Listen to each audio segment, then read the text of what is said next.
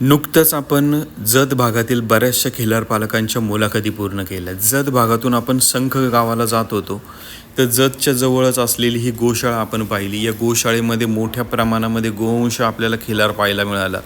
आता तसं पाहायला गेलं तर महाराष्ट्र सरकारकडून गोसेवा आयोगातर्फे मोठ्या प्रमाणामध्ये अनुदान हे गोशाळांना चालू झालेलं आहे.